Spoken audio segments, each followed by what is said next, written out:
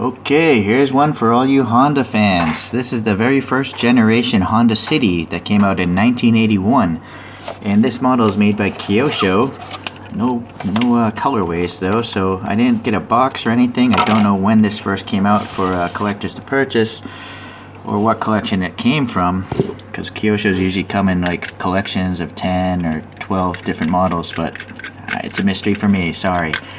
The first generation City, this is a 3-door hatchback, and it was made for multiple markets, not only Japan but Europe and Australia and Southeast Asia, I believe.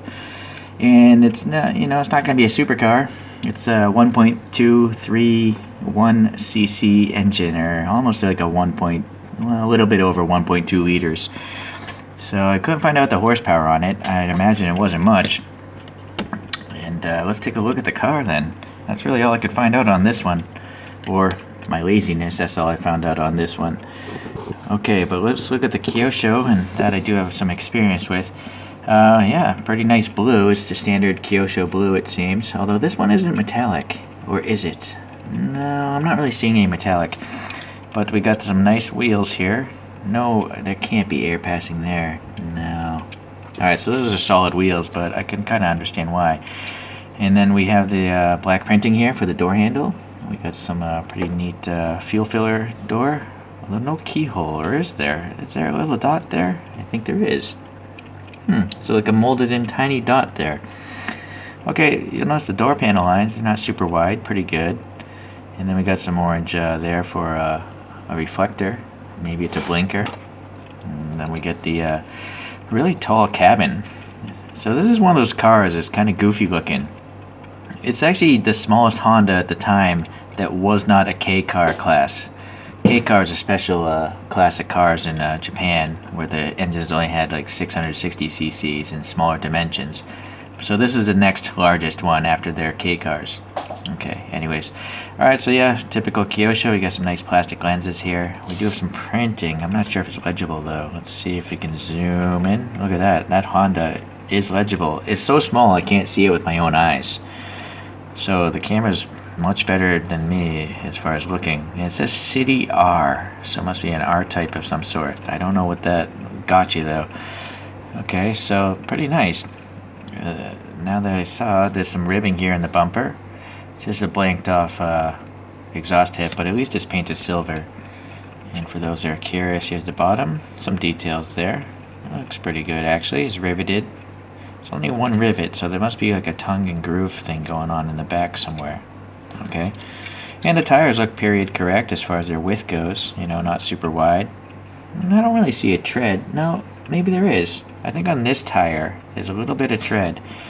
But it's really small. Yeah. Okay. So there's a little 3-dimensional wiper blade here, painted black as well as the molding, so that's pretty good. And this side the paint looks pretty good.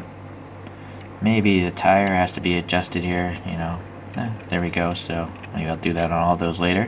But yeah, no problems there. Alright, look at the front end. Some big bug eye lights. They look pretty nice, these lenses. And then we got the Honda logo there. Some separate plastic.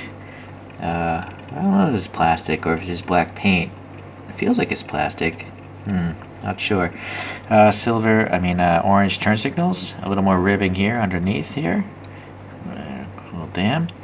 3-dimensional wipers again. Some ribbing here. And then what I'm liking really are these goofy mirrors.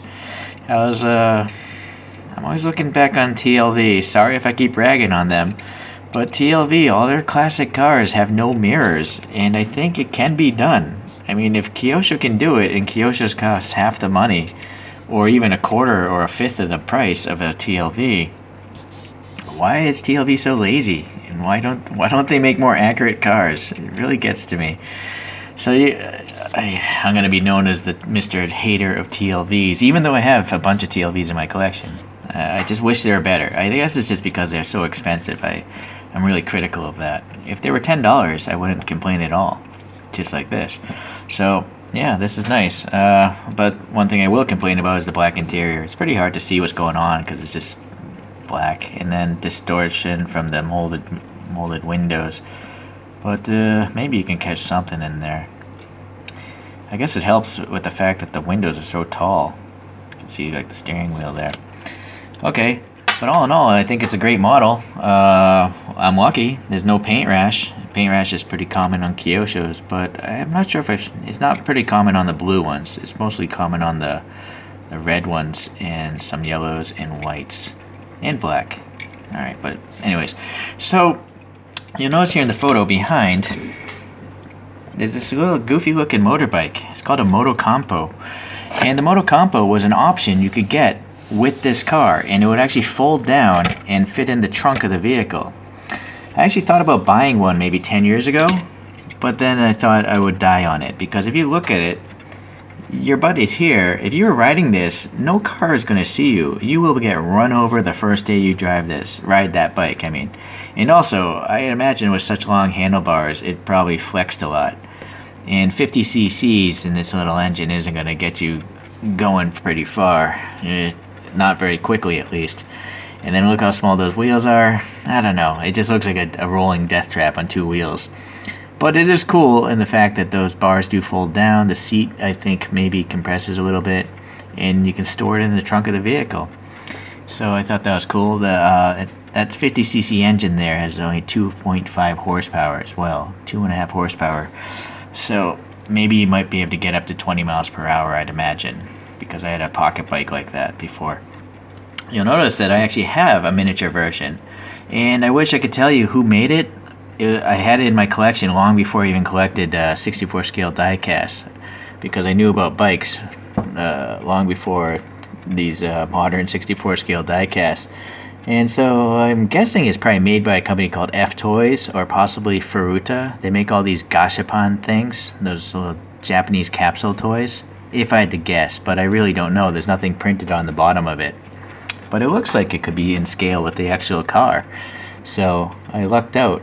I bought that little Moto Compo maybe 5-10 years ago, and now I just got this Honda City to go with it. So pair them back together. Okay, so that's it for today, and as always, thanks for watching. See ya.